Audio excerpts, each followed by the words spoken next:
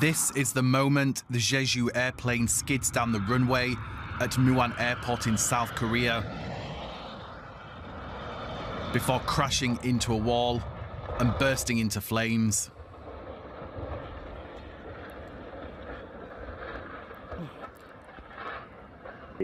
Authorities say they suspect a combination of factors caused the crash. The cause of this accident is believed to be a bird strike and other factors, such as bad weather. And the exact cause will be announced through a joint investigation with the relevant agency. Rescue workers are searching the wreckage, but the fire department say the plane has been almost completely destroyed in the blaze, and identifying the deceased is proving difficult. Jeju Air quickly issued an apology, saying they are doing all they can to respond to the incident. I would like to bow my head and apologize to all those who cherish Jeju Air. Above all, I would like to express my deepest condolences and apologies to the passengers and their families who lost their lives in this accident. 181 passengers and crew were on board the flight from Bangkok's Suvarnabhumi Airport, including at least 2 Thai nationals among the many dozens of South Koreans.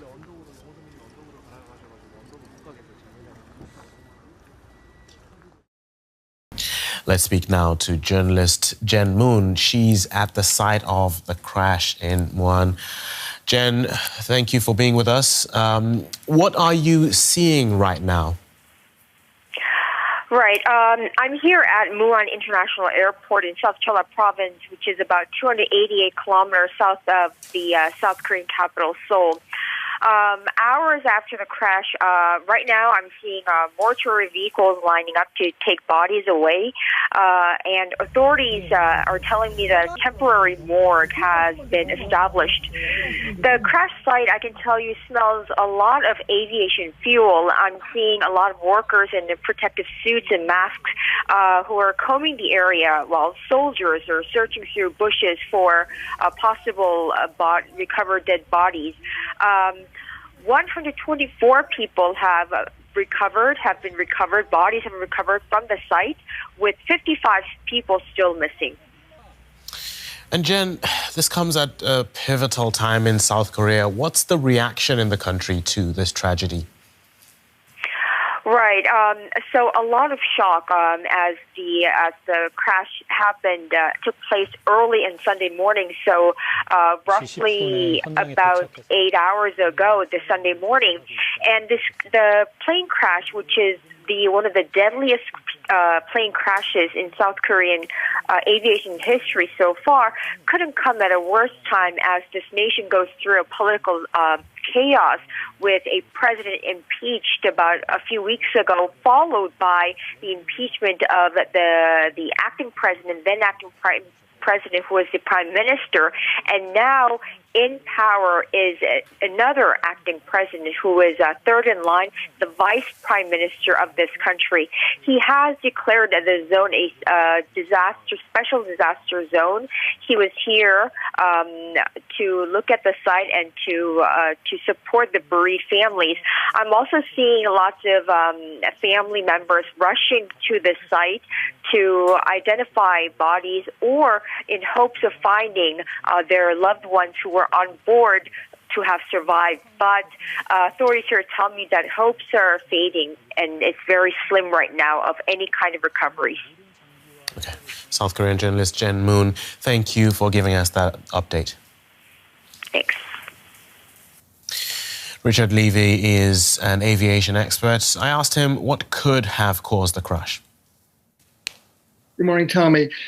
I see 2 things. One, the landing gear is retracted, and it appears, it's not so easy to see, that the flaps are retracted also. The reason I bring that up is because the airplane is traveling very fast along the runway. Again, the landing gear comes off one hydraulic system on the left side, and there's news reports that the left engine had been on fire or had flames coming out of it, the landing gear is extended from power from the left engine.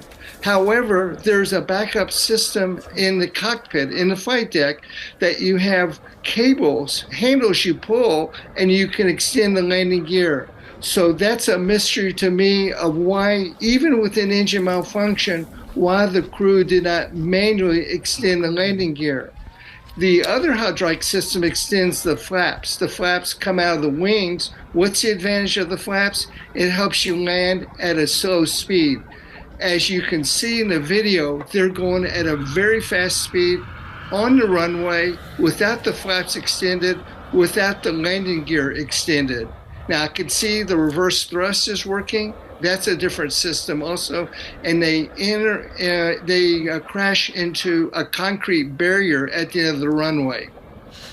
Right. So, just wondering. I mean, we've heard different reports, but the CEO of this airline, Jeju Airline, is suggesting there was no plane malfunction. Can we ascertain that at this stage that there wasn't a malfunction with getting the landing gear out? No, of course it is too early. They'll recover what's called the black boxes. That's the cockpit voice recorder. They'll get the conversations of the two pilots and the flight data recorder, which records all the movements of the controls and switches in the cockpit. So they'll put this together.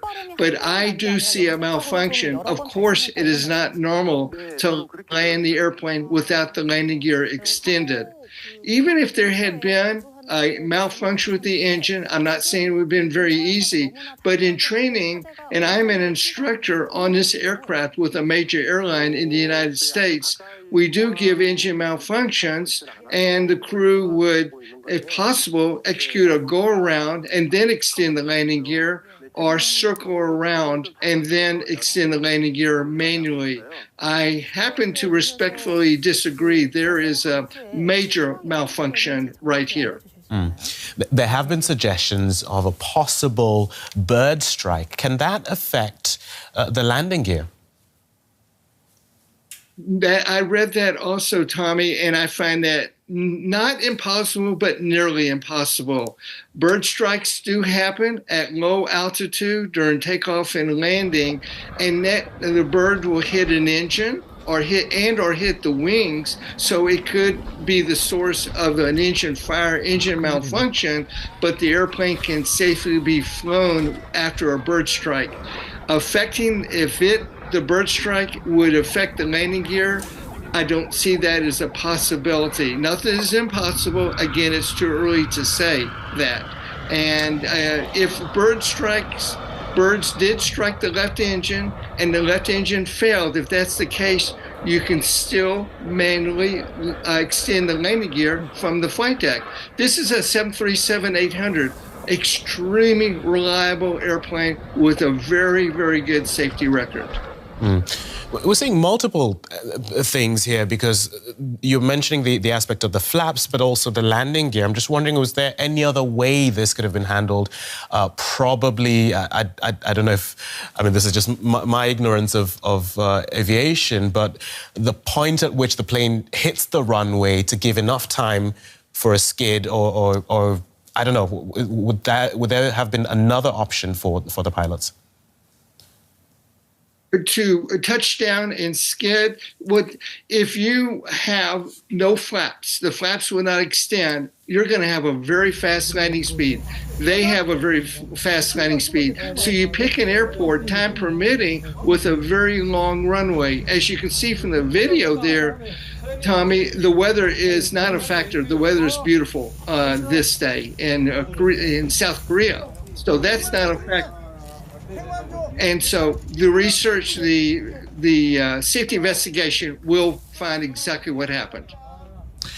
All right, we'll keep an eye on that as time goes on to get more on the story. But aviation specialist Richard Levy in Dallas, thank you very much for your time and your insights.